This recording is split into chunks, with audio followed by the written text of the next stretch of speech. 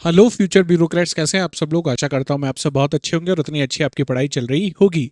और अब मैं ये समझता हूं कि हिंदी माध्यम वाले विद्यार्थियों को अब शिकायत नहीं होगी, जैसा कि थी कि सर सिर्फ इंग्लिश मीडियम या इंग्लिश मीडियम को आप ध्यान रख रहे हो, हिंदी मीडियम पे ध्यान नहीं है। तो अब ऐसा कुछ नहीं है यार, और पहले भी कुछ नहीं था। और अब तो हमने एनसीईआरटी क्लास 6 की शुरू कर ही दी है हिंदी मीडियम के लिए। और हमने लास्ट क्लास में चैप्टर नंबर 1 और चैप्टर नंबर 2 कंप्लीट कर लिया था। आज हम चैप्टर नंबर 3 और चैप्टर नंबर 4 और चैप्टर नंबर 5 कंप्लीट करने की कोशिश करेंगे। तो शुरू करते हैं बिना टाइम वेस्ट किए हुए। और एक बात और, आप चैनल को सब्सक्राइब कर लीजिएगा। क्यों? क्योंकि आप धीमे धीमे पाओगे कि मॉडर्न हिस्ट्री के जो लेक्चर्स हैं वो अपलोड होना शुरू हो जाएंगे। साथ ही साथ एनसीईआरटी के बाद जो जीएस फाउंडेशन वाली क्लासेस होती हैं, जिनके लिए आप कोचिंग इंस्टीट्यूट्स को आप लाखों रुपए बहुत मोटी फीस जो देते हो, वो भी आपको इस चैनल पे बिल्कुल निशुल्क, मतलब उसका कोई मूल्य नहीं है। मूल्य इन सेंस की इन टर्म्स ऑफ मनी मैं कोई पैसा नहीं ले रहा हूँ आपसे, लेकिन हाँ, आप टाइम इन्वेस्ट करोगे उसमें, 2.5-3 घंटे की जो भी क्लास होगी, 2-2.5 घंटे की, वो आप मुझे दोगे। और आप यकीन करना कि जो जो आपको किसी कोचिंग के फाउंडेशन कोर्स में, ज्योग्राफी में या भूगोल में पढ़ाया जाता है, वो सब चीज़ें मैं आपको इस यूट्यूब के प्लेटफॉर्म पे फ्री में मैं आपको दूंगा। ठीक है, तो शुरू करते हैं चैप्टर नंबर 3। और चैप्टर नंबर 3 का जो नाम है, नाम चैप्टर नंबर 3 का क्या है? पृथ्वी की गतियां। क्या है? पृथ्वी की गतियां। याद कीजिए, इसी एनसीईआरटी में हमने जब चैप्टर नंबर 1 पढ़ा था, तो चैप्टर नंबर 1 में हमने कुछ बात करी थी खगोलीय पिंडों के बारे में। और खगोलीय पिंड में एक खगोलीय पिंड हमने पढ़ा था, ग्रह। ग्रह की जब परिभाषा हम दे रहे थे, तो मैंने आपको बताया था सूर्य के क्या करते हैं, सूर्य के चारों तरफ परिक्रमा करते हैं। सूर्य के चारों तरफ क्या करते हैं? परिक्रमा करते हैं। साथ ही साथ इनका खुद का ऊष्मा का, किसका? ऊष्मा का और प्रकाश का कोई स्रोत नहीं होता। ये बात की थी। तो यहां पे इस शब्द को गौर करो, परिक्रमा। परिक्रमा क्या है? परिक्रमा एक प्रकार की गति है, हाँ या ना? तो ग्रह किस प्रकार की गति कर रहे हैं? परिक्रमा कर रहे हैं। अच्छा, पृथ्वी भी एक ग्रह है, तो पृथ्वी की गतियां लिखी हुई हैं। इस गतियों में से एक गति तो कौन सी हो गई? एक गति हो गई आपकी परिक्रमा। क्या हो गई? परिक्रमा। इसको हम बोलते हैं परिक्रमण, कहते हैं इसको, है ना? और परिक्रमा किसी चीज की लगाई जाती है। जब भी हम मंदिर में जाते हैं तो हम क्या करते हैं? जो भगवान होते हैं उनकी परिक्रमा करते हैं। बिल्कुल वैसे ही ग्रह भी किसी ना किसी चीज की परिक्रमा करते हैं। और ग्रह किसकी परिक्रमा करते हैं? ग्रह तारों की परिक्रमा करते हैं। ठीक है, तो यहां पे अगर अपन बात करें ग्रहों की, ग्रहों की गति, तो ग्रहों की गति एक तो हमने देख ली जो होती है परिक्रमण। क्या होती है? परिक्रमण। दूसरी गति को हम लोग कहते हैं परिभ्रमण। क्या कहते हैं? परिभ्रमण। अब क्या अंतर है परिक्रमण में और परिभ्रमण में? और इस परिक्रमण और परिभ्रमण से क्या क्या इफेक्ट पड़ता है, इससे क्या क्या रिजल्ट आते हैं, वो हम जानने की कोशिश करते हैं। पहला, परिभ्रमण से शुरू करते हैं। परिभ्रमण, अंग्रेजी में इसे कहा जाता है रोटेशन। क्या कहा जाता है? रोटेशन। अब क्या होता है ये रोटेशन, इसको समझने की कोशिश करते हैं यार। ये आपकी पृथ्वी है, ठीक है। हम जानते हैं पृथ्वी पे एक चीज होती है जिसे हम कहते हैं पृथ्वी का अक्ष। क्या कहते हैं? पृथ्वी का अक्ष। हमारी पृथ्वी में भी अक्ष है, हाँ या ना?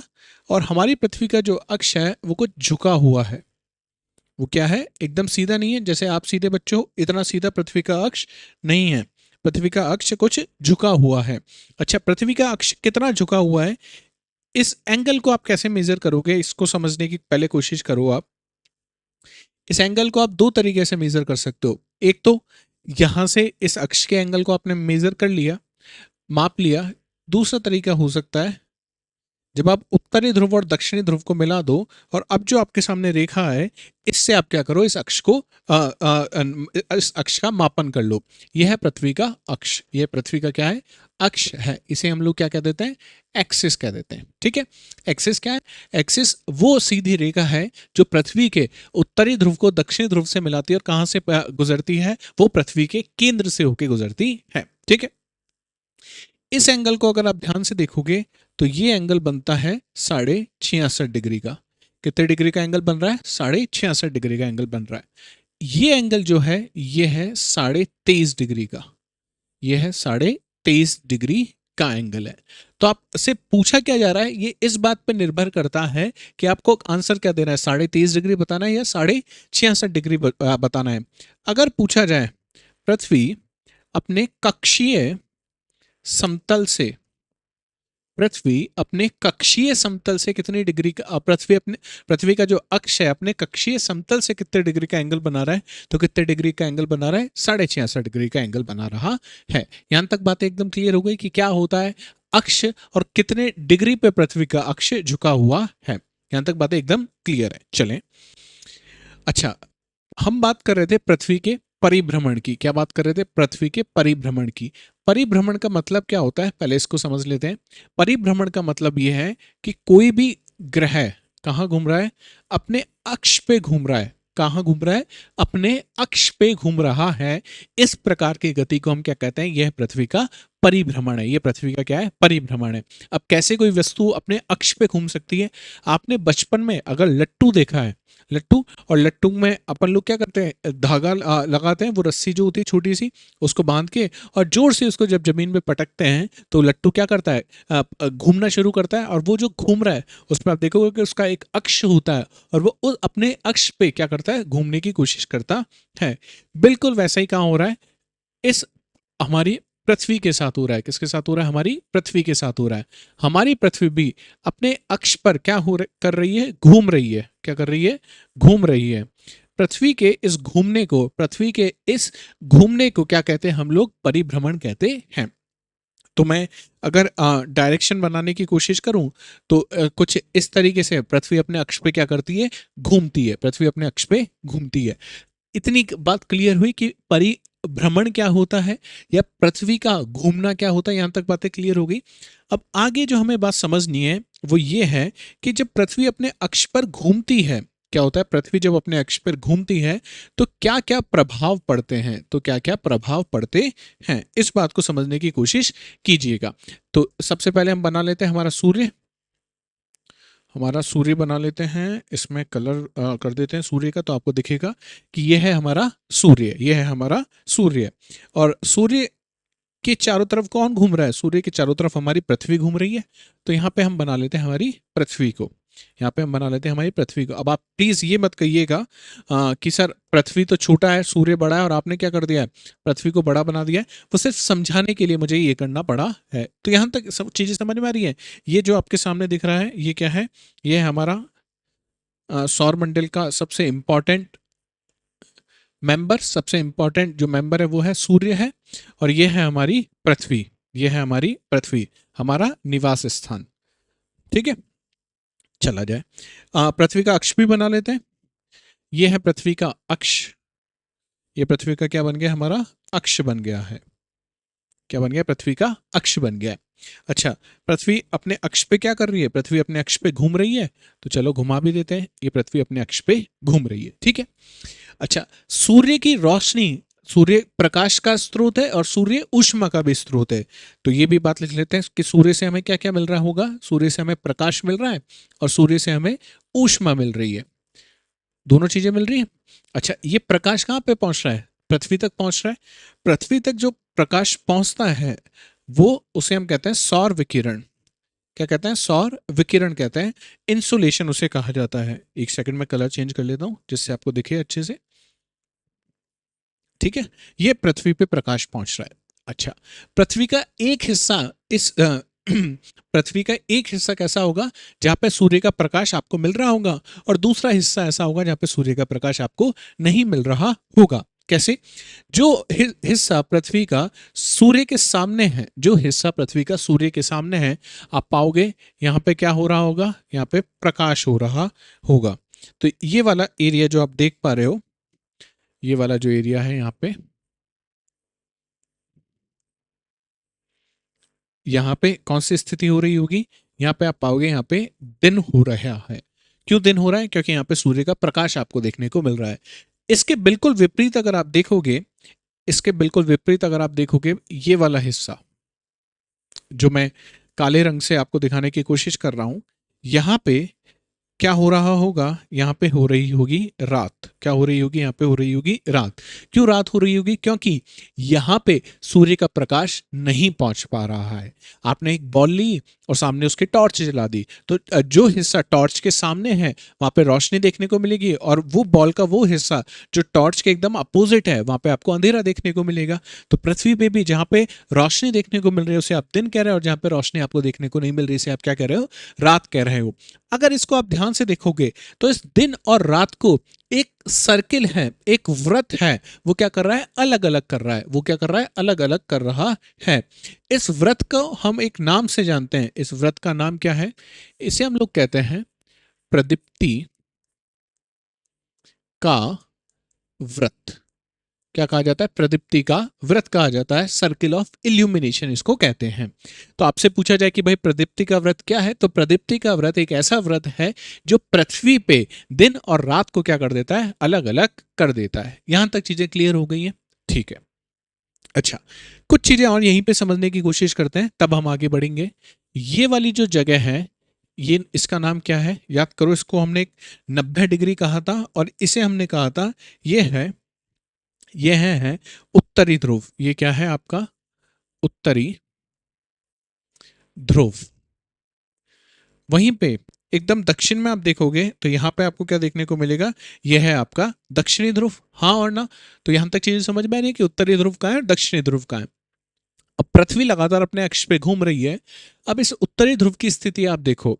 इस उत्तरी ध्रुव पे हमेशा पृथ्वी कितना भी घूम ले, हमेशा कौन सी सिचुएशन बनेगी, हमेशा यहाँ पे दिन वाली कंडीशन यहाँ पे आपको देखने को मिल रही है। दिन वाली परिस्थितियां यहाँ पे देखने को मिल रही है कि सूर्य का प्रकाश यहाँ पे आपको हमेशा मिल रहा है। वहीं पे अगर दक्षिणी ध्रुव की बात की जाए तो दक्षिणी ध्रुव इस प्रदीप्ति के व्रत के दूसरी तरफ है, जहां पे क्या कौन सी स्थिति बन रही है, कौन सी परिस्थितियां, यहाँ पे रात की परिस्थितियां हैं। तो इस दक्षिणी ध्रुव पे हमेशा क्या आपको देखने को मिल रहा है, रात देखने को मिल रही है। ये बात इंपॉर्टेंट है, इसको समझना कि पृथ्वी कितना भी घूम ले, उत्तरी ध्रुव पे आपको हमेशा दिन मिल रहा है और दक्षिणी ध्रुव पे आपको हमेशा रात मिल रही है। अगर पृथ्वी इसी तरीके से घूमती रहेगी तो आप पाओगे कि उत्तरी ध्रुव पे जो दिन होगा, उत्तरी ध्रुव पे जो दिन होगा वो कितने दिनों का होगा, वो होगा 12 महीने का, अगर पृथ्वी इसी प्रकार से गति करती रही तो। और दक्षिण ध्रुव पे जो रात होगी, दक्षिण ध्रुव पे रात होगी, वो कितने महीने की होगी, 12 महीने की होगी। इसका मतलब तो सर ये हुआ कि उत्तरी ध्रुव पे तो कभी रात ही नहीं हुई और दक्षिण ध्रुव पे कभी दिन ही नहीं हुआ। अगर ऐसा होता, लेकिन कब होता, जब पृथ्वी केवल इसी प्रकार की गति कर रही होती। लेकिन पृथ्वी इसके अलावा एक और गति कर रही है, कौन सी, परिक्रमण की गति। ये तो हमने परिभ्रमण देखा, ठीक है। तो परिभ्रमण के लिए हमने कुछ चीजें समझी है, और यहां पे भी समझ लेते हैं। क्या हमने प्रदीप्ति का व्रत समझा, बिल्कुल हमने प्रदीप्ति का व्रत समझा। हमने कक्षीय समतल से पृथ्वी का कोण निकाला, बिल्कुल 66.5 डिग्री का ये कोण हमने निकाल लिया है, कोण हमने निकाल लिया है, ठीक है। यहां तक चीजें एकदम क्लियर हो गई है। अब चलते हैं हम लोग पृथ्वी के परिक्रमण के बारे में। किसके बारे में, पृथ्वी के परिक्रमण के बारे में जानने की कोशिश करते हैं। फिर से वही डायग्राम हम लोग बना लेते हैं कि हमारे पास एक क्या है, हमारे सूर्य देवता है, माफ कीजिएगा, सूर्य सीधा बन गया, सूर्य सर्किल होना चाहिए, वृत्त होना चाहिए। ये हमारे पास क्या है, हमारे सूर्य देवता है, ये आपके सन, ठीक है।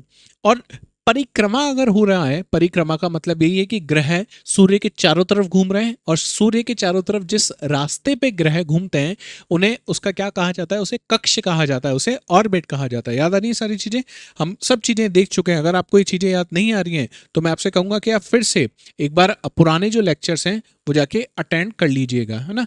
इसी चैनल पे आपको मिल जाएंगे, प्लेलिस्ट में आप जाओगे तो सारी चीजें आपको देखने को मिल जाएंगी, ठीक है।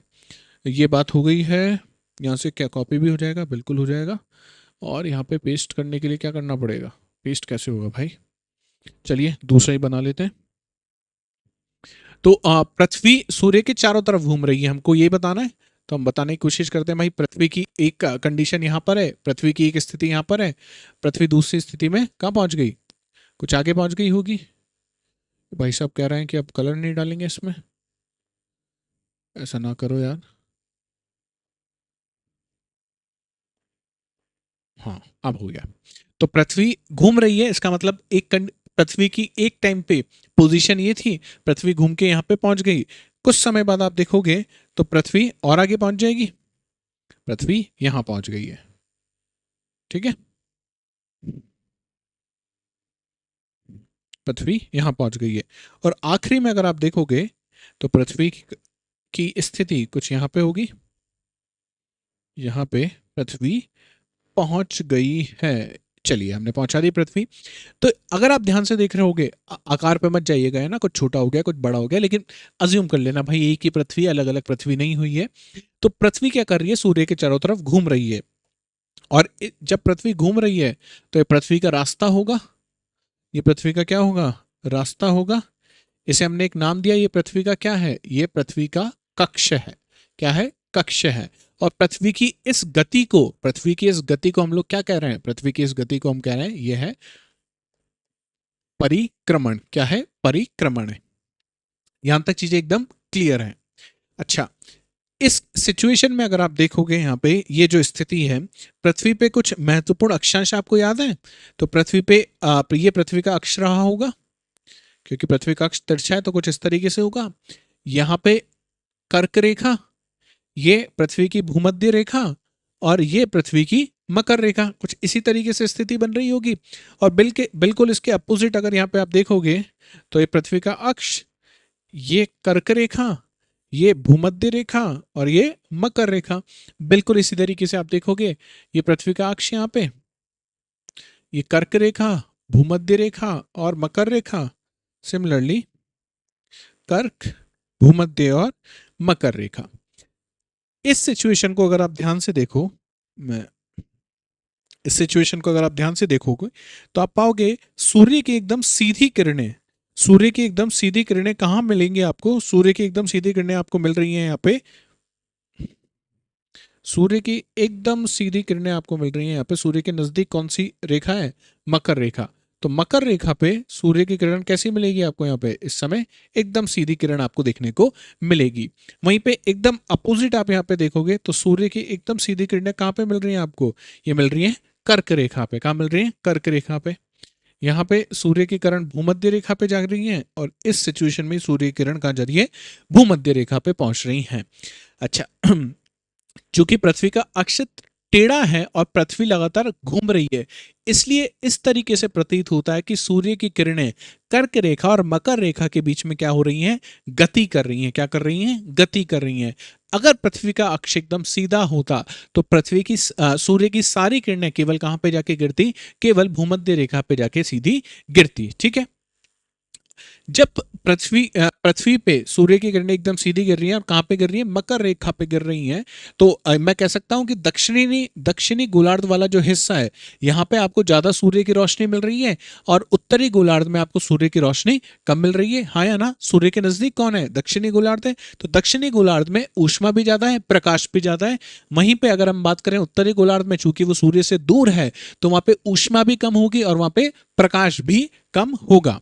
अगर यहाँ पे ऊष्मा कम है, और ऊष्मा कम है इसका मतलब यहाँ पे तापमान भी कम होगा। तापमान कम है तो कौन सा, तापमान कम है तो कौन सा ऋतु आपको यहाँ पे देखने को मिलेगा, तो यहाँ पे आपको देखने को मिलेगी कौन सी ऋतु, शीत ऋतु। कौन सी ऋतु आपको देखने को मिलेगी, शीत ऋतु आपको देखने को मिलेगी। इसके एकदम अपोजिट यहाँ पे आ जाते हैं, सूर्य की सीधी किरणें कहाँ पे हैं, यह कर्क रेखा पर है। कर्क रेखा कौन से गोलार्ध में, उत्तरी गोलार्ध में। इसका मतलब उत्तरी गोलार्ध में ज्यादा प्रकाश और ज्यादा ऊष्मा, ऊर्जा आपको यहाँ पे देखने को मिल रही है। तो मैं कह सकता हूं कि उत्तरी गोलार्ध में इस समय कौन सी ऋतु देखने को मिलेगी आपको, ग्रीष्म ऋतु देखने को मिलेगी। कौन सी, ग्रीष्म ऋतु देखने को मिलेगी। तो सर इस सिचुएशन में क्या होगा, अब याद करो, शीत से या ग्रीष्म ऋतु से शीत ऋतु की तरफ आप जा रहे हो, एरो इस तरीके से मना लेते हैं। ग्रीष्म से शीत ऋतु की अगर आप जा रहे हो तो बीच में कौन सी ऋतु आती है, बीच में आती है शरद ऋतु। कौन सी ऋतु, शरद ऋतु। भाई शरद के बाद ठंडा आना शुरू हो जाता है, और जब शीत से गर्मी की तरफ आप बढ़ते हो तो कौन सी ऋतु का निर्माण होता है, यहाँ पे बसंत ऋतु का निर्माण होता है। यहां तक चीजें क्लियर है। तो अगर आपसे पूछा जाए कि ऋतु के निर्माण में, ऋतुओं का जो पृथ्वी पे निर्माण होता है उसके लिए कौन जिम्मेदार है, तो उसके लिए दो चीजें जिम्मेदार हैं। पहला, पृथ्वी का परिक्रमा करना और दूसरा पृथ्वी का अपने अक्ष पे झुकाव। ये दो चीजें किसके निर्माण के लिए जिम्मेदार हैं? ये दो चीजें ऋतुओं के निर्माण के लिए जिम्मेदार हैं। ठीक है, ऋतुओं का निर्माण हो गया। अब यहां पे फिर से आओ, उत्तरी गोलार्ध में इस समय प्रकाश ज्यादा है, उत्तरी गोलार्ध में सॉरी दक्षिणी गोलार्ध में प्रकाश ज्यादा है और उत्तरी गोलार्ध में प्रकाश कम है। इधर आप पहुंच जाओगे एकदम अपोजिट साइड में तो आप पाओगे कि इस समय जब कर्क रेखा पे सूर्य की सीधी किरणें हैं, इसका मतलब ऊष्मा भी ज्यादा है और प्रकाश भी आपको कहाँ ज्यादा देखने को मिलेगा? उत्तरी गोलार्ध में। तो आप देख रहे हो यहाँ पे दक्षिणी गोलार्ध में प्रकाश ज्यादा था और यहाँ पे उत्तरी गोलार्ध में प्रकाश ज्यादा है। प्रकाश ज्यादा है इसका मतलब क्या है? दिन, दिन की जो अवधि है वो कहां पे ज्यादा है? इस समय दिन की अवधि दक्षिणी गोलार्ध में ज्यादा है और इस समय दिन की अवधि उत्तरी गोलार्ध में ज्यादा है। तो इस स्थिति में आप देखोगे, इस स्थिति में उत्तरी गोलार्ध में क्या स्थिति बन रही है कि यहाँ पे दिन बड़े हैं किसके मुकाबले? रात के मुकाबले। किसके मुकाबले? दिन बड़े हैं रात के मुकाबले। और यहाँ पे भी उत्तरी गोलार्ध की हम बात कर रहे हैं, दक्षिणी गोलार्ध की नहीं, यहाँ पे उत्तरी गोलार्ध की आप बात कर रहे हैं। तो रात बड़ी है किसके मुकाबले? दिन के मुकाबले। आ रही चीजें समझ में? दिन बड़े रात बड़ी कैसी हो रही है। ठीक है, इन दो जब शरद ऋतु और बसंत ऋतु होती है तो यहाँ पे दिन एकदम बराबर होते हैं किसके? रात के। और यहाँ पे भी दिन किसके बराबर होते हैं? रात के बराबर होते हैं। किसके बराबर होते हैं? रात के बराबर होते हैं। अच्छा, अब आपसे एक और सवाल पूछा जा सकता है यहाँ पे, और प्री में सवाल पूछा भी गया है। अगर ये पूछा जाए कि दिन और रात का निर्माण कैसे होता है, तो दिन और रात के निर्माण के लिए कौन सी गति जिम्मेदार थी? परिभ्रमण की गति जिम्मेदार थी। लेकिन अगर ये पूछ लिया जाए कि दिन की अवधि में बदलाव किसके कारण होता है, तो दिन की अवधि में बदलाव फिर से दो कारणों की वजह से हो रहा है, परिक्रमण के कारण और दूसरा पृथ्वी के अक्ष के झुकाव के कारण। ये बात भी आपको ध्यान रखनी है। ठीक है, अच्छा सर ये होते कब कब है ये भी आप बता दो। तो देखो, ये वाली जो स्थिति है ये कौन से महीने में आपको देखने को मिलेगी? ये आपको देखने को मिलेगी जून, और जनरली ये आपको 21 जून के आसपास देखने को मिलती है। कब देखने को मिलती है? 21 जून के आसपास ये देखने को मिलती है। इसके अपोजिट अगर अपन बात करें तो ये स्थिति आपको 22 दिसंबर, कब देखने को मिलेगी? 22 दिसंबर में आपको देखने को मिलेगी। अच्छा, अब जून के बाद यहाँ पे कहीं जुलाई आया होगा, यहाँ पे कहीं अगस्त आया होगा, और यहाँ पे क्या आया होगा? ये आपको देखने को मिलेगा महीना किसका? सितंबर का महीना। करीब करीब 23 सितंबर के आसपास ये देखने को मिलता है। सितंबर के बाद यहाँ अक्टूबर रहा होगा, यहाँ नवंबर, दिसंबर, जनवरी, फरवरी और मार्च। तो करीब 22 मार्च के आसपास ये सिचुएशन आपको देखने को मिलेगी। मार्च के बाद अप्रैल, मई और जून। अब अगर आपसे पूछ लिया जाए कि पृथ्वी के परिभ्रमण में कितना समय लगता है, तो जो पृथ्वी को घूमने में समय लग रहा है, कितना लग रहा है अपने अक्ष पे घूमने के लिए? पृथ्वी को करीब 24 घंटे लगते हैं। प्रिसाइजली अगर पूछ लिया जाए तो 23 घंटे 56 मिनट और 4 सेकंड का समय लग रहा है। वहीं पे अगर पृथ्वी के परिक्रमण की बात की जाए तो 365, कितना? ये ध्यान रखना, 365 सही 1/4 दिन लगते हैं। कितने? 365 सही 1/4 दिन लगते हैं। इसका मतलब 365 दिन तो पूरे और 1/4 दिन मतलब 6 घंटे का समय और लगता है। अब ये 6 करके अगर आप 4 साल गुजार लोगे तो चौथे साल में ये 6 + 6 + 6 और +6 24 हो जाते हैं। तो कुछ हर 4 साल बाद आप देखोगे कितने दिन होते हैं साल में? 366 दिन होते हैं। इसे हम कौन सा वर्ष कहते हैं? लीप वर्ष कहते हैं। कौन सा वर्ष कहते हैं? लीप वर्ष। और कौन सा दिवस होता है लीप दिवस? तो वो होता है 29 फरवरी का दिन। कौन सा दिन? 29 फरवरी का दिन। तो यहां तक की सारी बातें आपको क्लियर हो चुकी होंगी। ये डायग्राम यहाँ पे जो हमने बनाया है वो ये है। यहाँ पे ये जब दिन और रात बराबर होते हैं तो इसको हम बोलते हैं विषुव। दिन और रात जब बराबर होते हैं तो ये कौन सी सिचुएशन होती है? इसको हम बोलते हैं विषुव। कौन सी होती है? विषुव। और जब दिन और रात बराबर नहीं होते तो इस स्थिति को बोलते हैं हम लोग अयनांत। क्या बोलते हैं? अयनांत। उम्मीद करता हूं यहां तक सारी चीजें क्लियर हो गई होंगी। उम्मीद करता हूं यहां तक सारी चीजें क्लियर हो गई होंगी। ठीक है, ये सारी बात की 6 महीने दिन, 6 महीने रात गोलार्धों पे या ध्रुवों पे आपको देखने को मिलेगी। अयनांत क्या होता है, ये सारी चीजें हम लोग बहुत अच्छे से देख चुके हैं। सारी चीजें बहुत अच्छे से देख चुके हैं। तो ये थी पृथ्वी की गतियां। पृथ्वी की गतियां बहुत इंपॉर्टेंट है। अगर क्लाइमेटोलॉजी समझना है, क्लाइमेटोलॉजी में ये सारी चीजें हम लोग फिर से पढ़ेंगे। तो उम्मीद वैसे तो 99.99% ये है कि आपको चीज़ें समझ में आ गई होंगी। अगर 0.01% भी ऐसी सिचुएशन है कि चीज़ें समझ में नहीं आई हैं, तो कोशिश कीजिएगा एक बार क्लास को वापस रिवाइंड करके देख लीजिएगा, और फिर भी कुछ चक्कर लगता है तो कमेंट सेक्शन में पूछ लीजिएगा, मैं आपको बता दूंगा। अन्यथा ये सारी चीज़ें हम लोग कक्षा 11 में दोबारा से पढ़ेंगे, ठीक है ना। कोई परेशानी होने की ज़रूरत यहाँ पे आपको नहीं है। चौथा चैप्टर बहुत ही आसान सा चैप्टर है। चौथा चैप्टर आपको क्या बताने की कोशिश कर रहा है कि मानचित्र क्या होता है। मानचित्र क्या होता है, याद करो। पृथ्वी का अगर 3D मॉडल, पृथ्वी का अगर 3D मॉडल की बात करें तो उसे हमने क्या नाम दिया था, वो था ग्लोब। क्या था वो, ग्लोब। लेकिन पृथ्वी का अगर 2D मॉडल की बात करें, 2 डायमेंशन जिसमें है, द्विआयामी मॉडल की अगर अपन बात करें, तो वो क्या होता है, वो होता है मानचित्र। क्या होता है, मानचित्र। मानचित्र होता क्या है, इसको समझो। मानचित्र क्या है, मानो ये आपका घर है, ये आपका घर है, और आपको सुबह सुबह कहाँ जाना है, सुबह सुबह जाना है जिम। कहाँ जाना है, सुबह सुबह जिम जाना है। लेकिन आप जिम अकेले नहीं जाते हो, आप क्या करते हो, पास में आपका मित्र है, मित्र को लेते हो और फिर कहाँ जाते हो, जिम जाते हो। तो आप जब जिम जा रहे हो तो आपका जो रास्ता होगा वो इस तरीके से तय होगा कि आप घर से निकले, अपने दोस्त के पास पहुंचे, और दोस्त के पास से आप कहाँ पहुंचे, जिम में पहुंचे। और इस जो रिप्रेजेंटेशन जो मैंने आपके सामने किया, इससे आपको समझ में आ रही है चीजें कि भाई ये आपका खुद का घर है, ये आपका घर है, ये आपके दोस्त का घर है, दोस्त का घर, और यहाँ पे क्या है, जिम है। तो इससे आपको समझ में आ रहा है कि आप किस तरह से आगे बढ़ रहे हो, कि भाई आप घर से निकले, दोस्त के घर पहुंचे। तो ये जो रिप्रेजेंटेशन अभी आपके सामने किया मैंने, इसी चीज को हम लोग क्या कह देते हैं, मानचित्र कह देते हैं। क्या कह देते हैं, मानचित्र कह देते हैं, आसान भाषा में। अच्छा, ये ज्योग्राफी ऑप्शन, ज्योग्राफी जो वैकल्पिक विषय है, या ज्योग्राफी में किसी ने मास्टर्स वगैरह किया तो उसमें तो हम बहुत अच्छे से पढ़ते हैं। इसमें समझना कि मानचित्र के प्रमुख रूप से कितने घटक होते हैं, 3 घटक होते हैं। कितने घटक होते हैं, 3 घटक।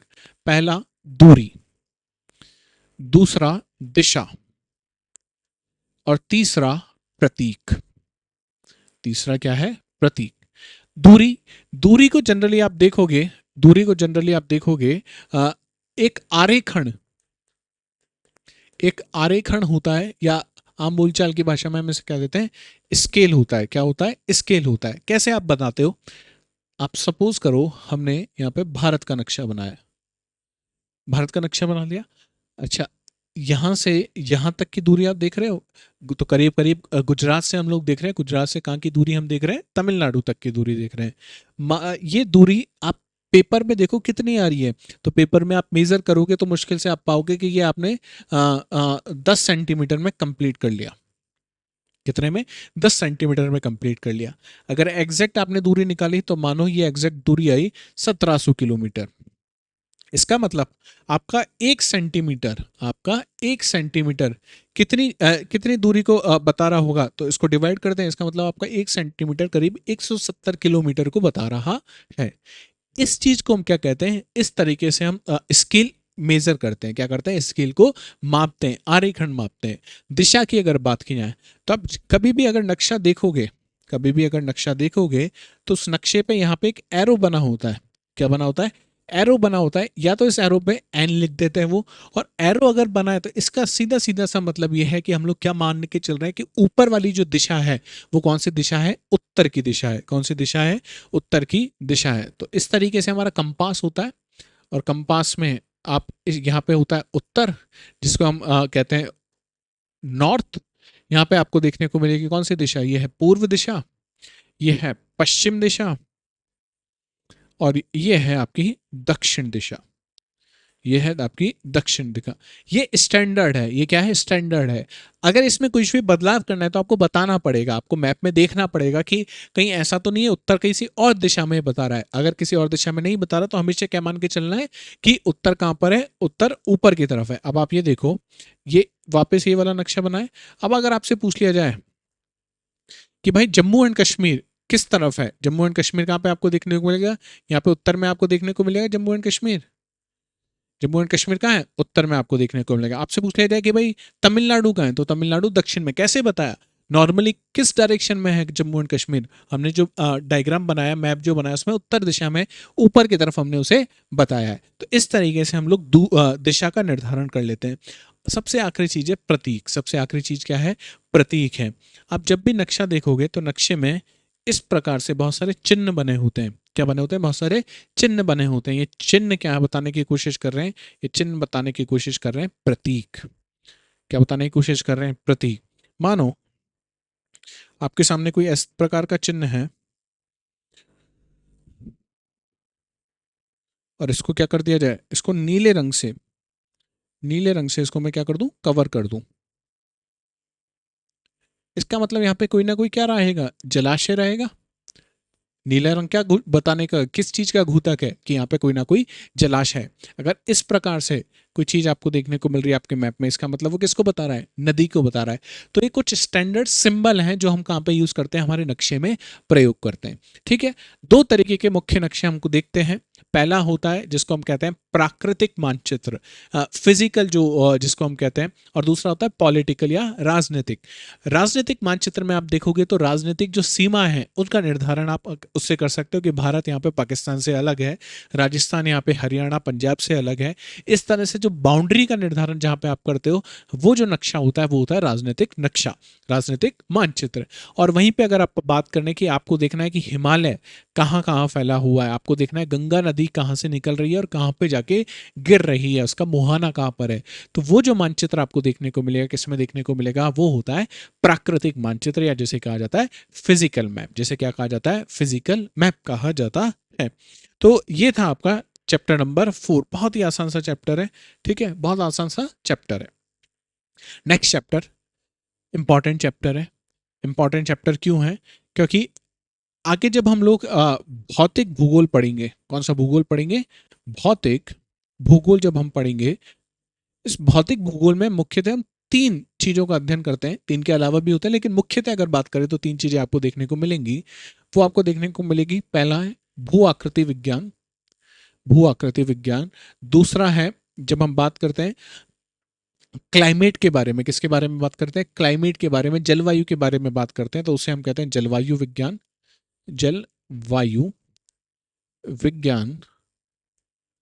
और लास्ट होता है समुद्र विज्ञान। तो पृथ्वी पे ये भौतिक भूगोल के तीन मुख्य अंग हैं। इन तीनों को समझने के लिए इनकी नींव कहां पे मिलेगी? आपको इस पृथ्वी के प्रमुख परिमंडल में आपको देखने को मिलेगी। ठीक है। अब क्या है पृथ्वी का परिमंडल? क्या क्या मंडल आपको पृथ्वी पे देखने को मिलेंगे? तो इसको समझते हैं। हमने कहा था कि हमारे सौर मंडल में मुख्य रूप से आपको हमारा सूर्य देखने को मिलेगा। सूर्य के अलावा कुछ ग्रह हैं, कुछ क्षुद्र ग्रह हैं, इसके अलावा कुछ उल्का,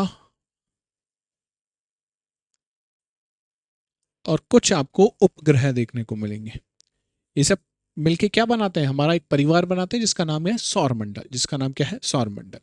अच्छा, कितने ग्रह थे याद करो तो? हमारे पास 8 ग्रह हैं।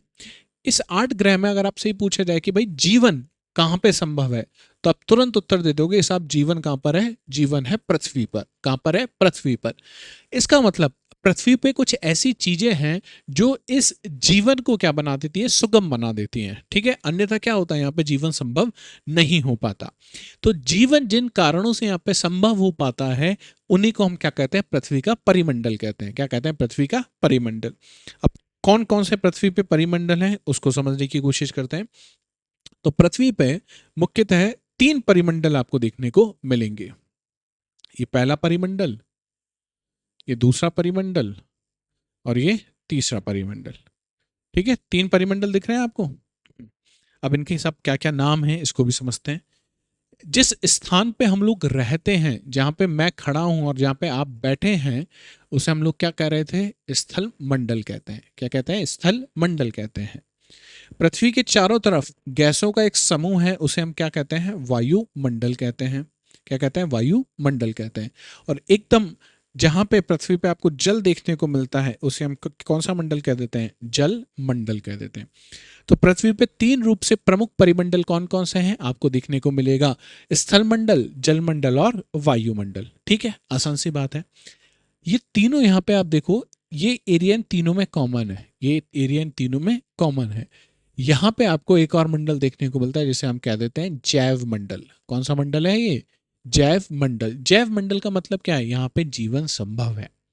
अब अगर स्थल मंडल नहीं होता तो क्या जीवन संभव होता? इसको इस प्रकार से समझो कि स्थल मंडल चट्टानों से मिलकर बना है, और चट्टानों के अपक्षय और अपर्दन से हमें क्या मिलती है? हमें मिलती है मिट्टी, हमें क्या मिलती है? सॉइल मिलती है। अगर आपको क्या करनी है? खेती करनी है, आपको एग्रीकल्चर करना है, तो आप किस पे करोगे? मिट्टी पे उगाओगे। एग्रीकल्चर संभव ही नहीं हो पाता अगर आपके पास मिट्टी नहीं होती। इसका मतलब अगर स्थल मंडल नहीं है तो आप क्या नहीं कर सकते हो? खेती नहीं कर सकते हो। वायुमंडल, वायुमंडल में कुछ गैसें हैं जैसे ऑक्सीजन है, कार्बन डाइऑक्साइड है, ओजोन है। अगर ये नहीं होती तो क्या आप और मैं हमारे जीवन की कल्पना कर सकते हैं? कतई हम लोग कल्पना नहीं कर सकते। जलमंडल, जल है तो कल है, अगर जल समाप्त तो हम भी आज ही समाप्त हो जाएंगे। तो ये तीनों प्रमुख जो मंडल हैं वो बहुत इंपॉर्टेंट है। अगर ये नहीं होते तो पृथ्वी पे जीवन संभव नहीं हो पाता। तो इस चैप्टर में, इस अध्याय में जब बात करते हैं पृथ्वी के प्रमुख परिमंडलों की, तो आप पाओगे पहला भूमंडल या स्थल मंडल, दूसरा वायुमंडल और तीसरा जलमंडल। ये तीनों मंडलों की हमें बात करनी है, इन तीनों परिमंडलों की हमें बात करनी है। सबसे पहले भूमंडल, या इसे ही हम कह देते हैं कौन सा मंडल? स्थल मंडल। इसकी हम बात करते हैं। भूमंडल या स्थल मंडल कैसा हिस्सा है? पृथ्वी का ठोस भाग है। पृथ्वी का क्या है? ठोस भाग है। जो सबसे ऊपर, या मैं कहूँ वो आपको कहाँ देखने को मिलेगा? वो आपको देखने को मिलेगा भूपर्पटी पर। किस पे? भूपर्पटी। इसे हम इंग्लिश में कहते हैं क्रस्ट।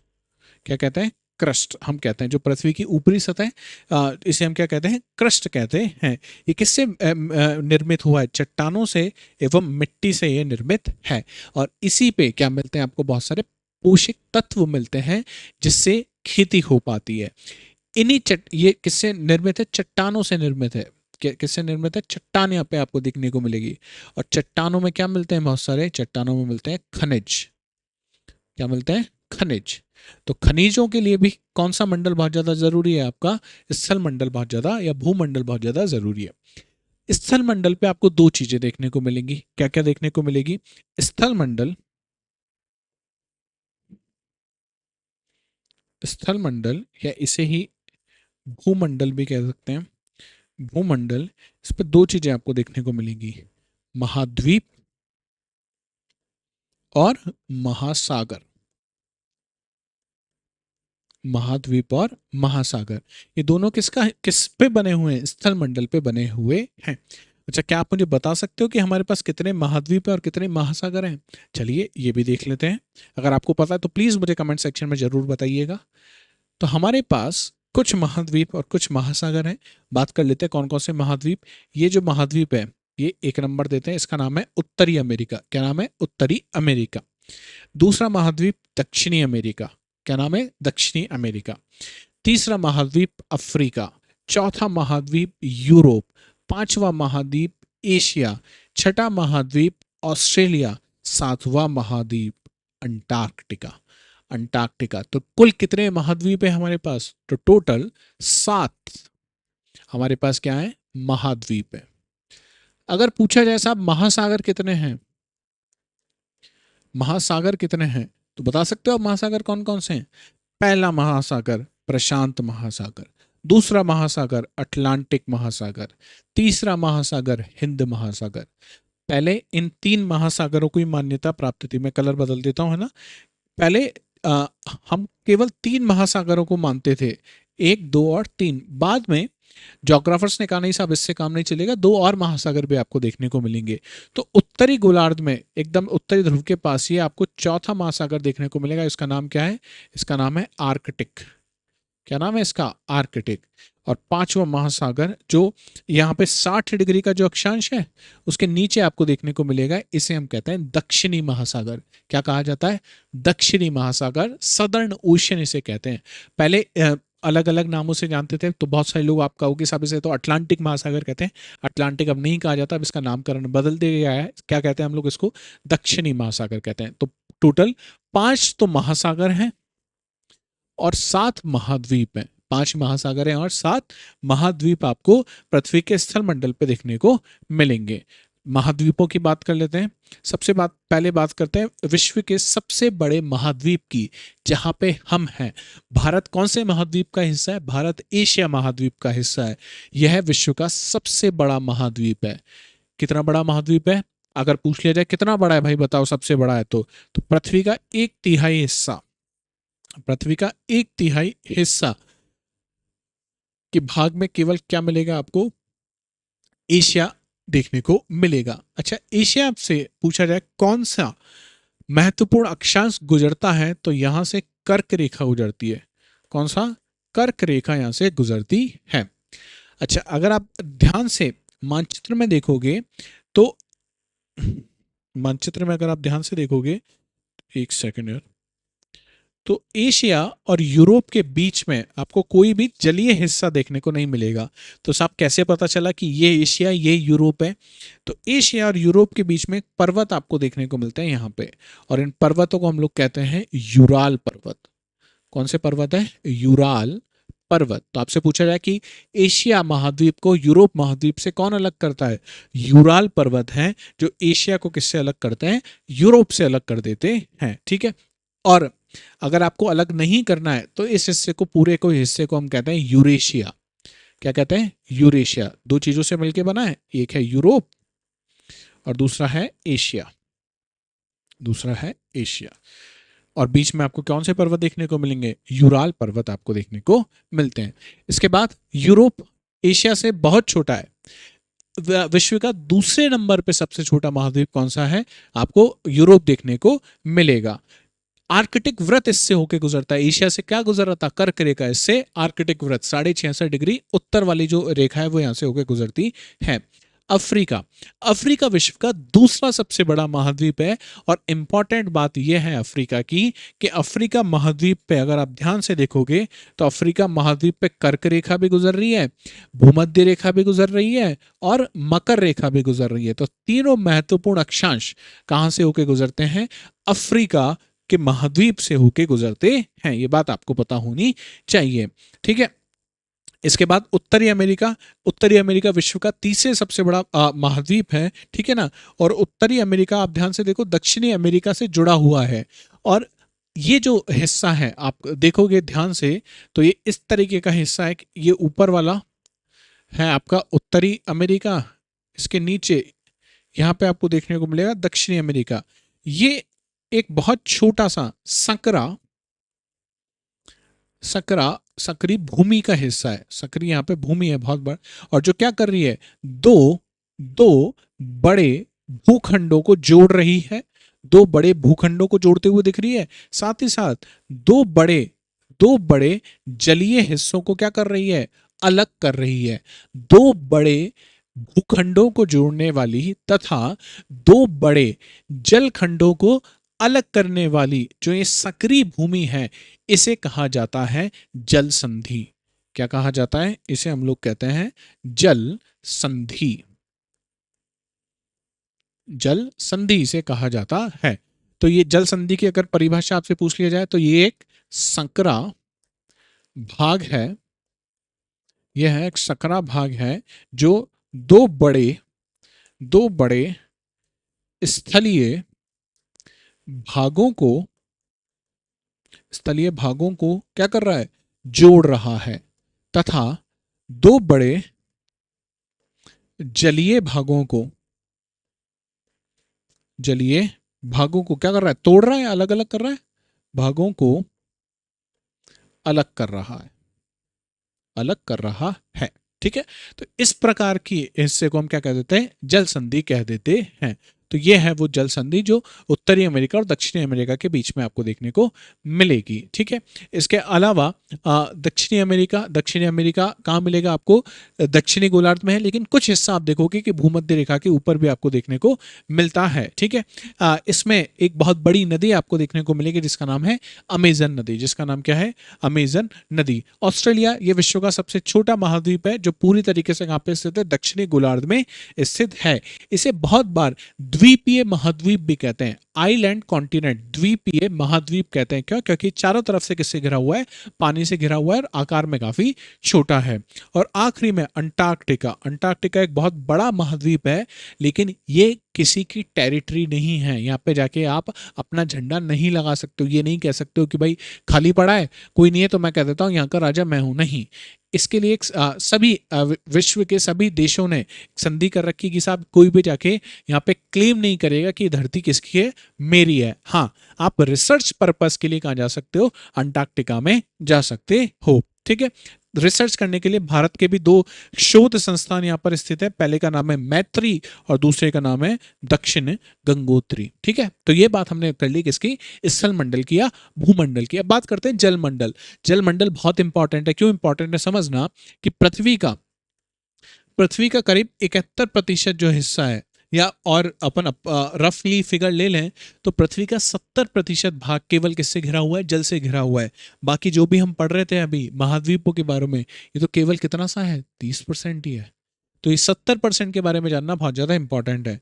तो पृथ्वी को नीला ग्रह कहा जाता है। पृथ्वी का 71% भाग किससे घिरा हुआ है? जल से घिरा हुआ है। ठीक है, इस जल में आपको महासागर, नदियां, मिट्टी में जो पानी है, वो सारा जो पानी है वो इसमें आपको देखने को मिलेगा। ठीक है, पृथ्वी पे जो 97% पानी है, पृथ्वी पे मान लो टोटल 100% पानी है, इसमें से 97% जो पानी आपको कहाँ देखने को मिलेगा? महासागरों में देखने को मिलता है। और बाकी जो पानी है वो आपको या तो ग्लेशियर्स में, हिमनदों में देखने को मिलेगा या भूगर्भ में देखने को मिलेगा। केवल केवल 0.03% पानी, कितना? 0.03% पानी हमारे पीने के योग्य है। बाकी जो पानी हम उसको अभी यूज नहीं कर सकते हैं। यहां से यूपीएससी ने सवाल पूछा था प्री में, इंपॉर्टेंट है। ठीक है, चला जाए आगे। नेक्स्ट है महासागर। तो महासागरों में हमने देख लिया कितने महासागर हैं टोटल? 5 महासागर हैं। टोटल कितने महासागर हैं? 5 महासागर हैं जो आपको पता होने चाहिए।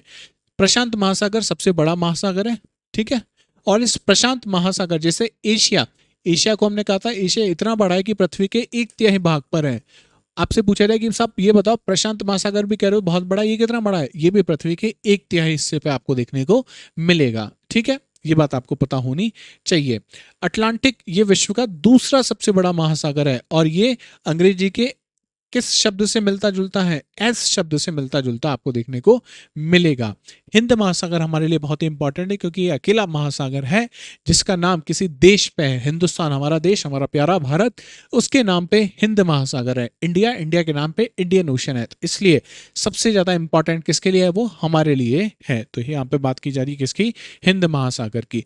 और हिंद महासागर को अगर आप ध्यान से देखोगे तो उसकी आकृति कुछ इस तरह से त्रिभुज नुमा आपको देखने को मिलेगी। त्रिभुज नुमा आपको देखने को मिलेगी। दक्षिणी महासागर कहाँ आपको देखने को मिलेगा? 60 डिग्री से नीचे अगर आप दक्षिण में चले गए, दक्षिणी गोलार्ध में, तो आपको कौन सा महासागर देखने को मिलेगा? दक्षिणी महासागर आपको देखने को मिलेगा। और उत्तरी ध्रुव पे अगर आप पहुंच गए तो कौन सा सागर देखने को मिलेगा? आर्कटिक महासागर आपको देखने को मिलेगा।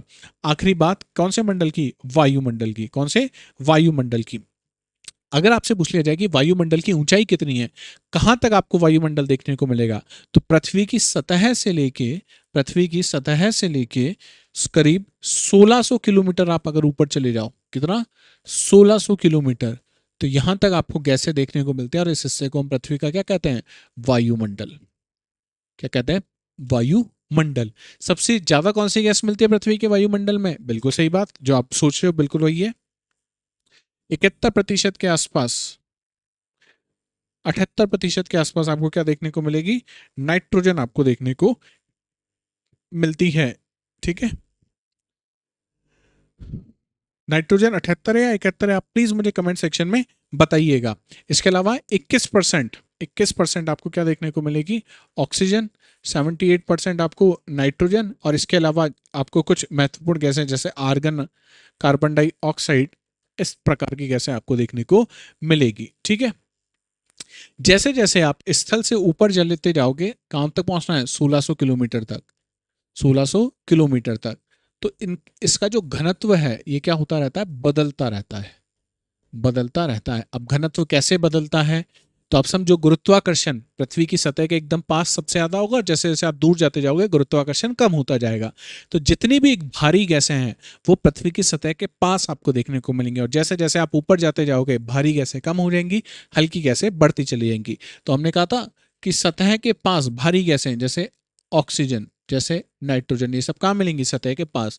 और सतह से बहुत ऊपर चले गए तो आपको यहाँ पे केवल क्या मिलेगा, बहुत हल्की गैस जैसे हाइड्रोजन और हीलियम। तो ये बात ध्यान रखना कि ऊंचाई के साथ क्या बदलता है, घनत्व बदलता है। और ये भी कह सकते हो आप कि जैसे जैसे ऊंचाई, जैसे जैसे हाइट बढ़ेगी, घनत्व जो है क्या होता जाएगा, कम होता हुआ चला जाएगा। ये बात भी आप ध्यान रखिएगा। ठीक है, लास्ट, जैव मंडल या जीव मंडल, इसे इंग्लिश में हम कहते हैं बायोस्फीयर। इसे हम क्या कहते हैं, बायोस्फीयर, जहाँ पे हम लोग रहते हैं। तो अगर स्थल मंडल नहीं होता, वायुमंडल नहीं होता, जल मंडल नहीं होता, तो क्या नहीं होता, जीव मंडल नहीं होता। जीव मंडल में मुख्यतः दो प्रकार के प्राणी होते हैं, एक जिसे हम कहते हैं फ्लोरा एंड फौना, एक होता है जंतु जगत और दूसरा होता है पादप जगत, जंतु जगत और पादप जगत। तो दोनों से मिलकर क्या बना हुआ है हमारा जैव मंडल। पेड़ पौधे भी होने चाहिए और मनुष्य और जानवर भी होने चाहिए। तो हम लोग किसका हिस्सा है, हम लोग हिस्सा हैं जंतु जगत का, और पेड़ पौधे पादप जगत का हिस्सा है। ये दोनों मिलकर क्या बनाते हैं, हमारा जैव मंडल बनाते हैं। तो ये था आपका चैप्टर नंबर 5, बहुत ही आसान सा लेकिन बहुत ही इंपॉर्टेंट चैप्टर था। ठीक है, नेक्स्ट क्लास में हम लोग शुरू करेंगे, नेक्स्ट क्लास में चैप्टर नंबर 6, पृथ्वी के प्रमुख स्थल रूप। पृथ्वी पे जितने भी लैंडफॉर्म आप देखते हो, स्थल रूप जो आप देखते हो, ये शुरू करेंगे। तो नेक्स्ट क्लास में मिलते हैं, और नेक्स्ट क्लास में कोशिश करेंगे चैप्टर नंबर 6, 7, 8 तीनों को कंप्लीट कर दिया जाए। अगर आपको लग रहा है कि सर क्लास लंबी हो रही है तो आप मुझे बता दीजिएगा, मैं एक एक चैप्टर ही आपको पढ़ा दूंगा। ठीक है, लेकिन आपको मुझे बताना पड़ेगा। मुझे नहीं लग रहा कि कक्षा 6 में हम एक एक चैप्टर पढ़ें। जब हम कक्षा 11 पे पहुंचेंगे या कक्षा 12 पे जब हम पहुंचेंगे तो हम ऐसा कर सकते हैं कि एक वीडियो में एक ही चैप्टर लें, या कोई बड़ा चैप्टर है कक्षा 9 में जैसे या कक्षा 8 में, तो उसमें हम कर सकते हैं कि एक चैप्टर लें एक वीडियो में, अन्यथा हम 2-2, 3-3 चैप्टर लेके चल सकते हैं। ये मैं सोच रहा हूं। अगर आपको लगता है कि नहीं साहब ऐसा नहीं करो, आप ऐसा करो कि एक एक चैप्टर ही लो, तो वो भी आप मुझे बता सकते हो। ठीक है, तो मिलते हैं नेक्स्ट क्लास में, तब तक अपना ध्यान रखिएगा, चीजें रिवाइज करते रहना अन्यथा भूल जाओगे। ठीक है, एनसीईआरटी खोल के जो मैंने लेक्चर लिया है इसके बाद आप क्या किया करो, एनसीईआरटी देखा करो, एनसीईआरटी पढ़ा करो उसको, अन्यथा चीजें भूलना शुरू कर दोगे आप। ओके, सेशन पसंद आ रहे हैं, अगर आ रहे हैं तो बिल्कुल सेशन को लाइक करो, सेशन पे कमेंट करो, और जितने ज़्यादा लोगों के साथ हो सकता है आप सेशन को शेयर करो। चैनल को सब्सक्राइब करना मत भूलना। आपको बहुत अच्छे तरीके से मैं मॉडर्न हिस्ट्री पढ़ाने जाऊंगा। अभी 1-2 दिन में वो क्लास शुरू हो जाएगी। यकीन मानना कि ऐसी इस तरीके से मॉडर्न हिस्ट्री आपने अभी तक नहीं पढ़ी होगी, इसका मैं विश्वास दिला सकता हूँ। हम मुश्किल से 10 से 15 दिन लेंगे पूरी मॉडर्न हिस्ट्री, और इस तरीके से मॉडर्न हिस्ट्री पढ़ेंगे कि वहाँ से क्वेश्चन हमारे सारे सॉल्व हो जाए। हमारा मकसद यही है कि हमारे क्या सॉल्व होने चाहिए, क्वेश्चन सॉल्व होने चाहिए। तो जुड़िएगा आप, और मैं उस समय आप बताना कि आपको क्लासेस कैसी लगी। बाकी ज्योग्राफी कैसा लग रहा है आप मुझे कमेंट सेक्शन में बताते रहा करें, और जितना ज़्यादा शेयर करोगे उतना ज़्यादा मुझे मोटिवेशन मिलता रहेगा। तो धन्यवाद, जय हिंद, जय भारत।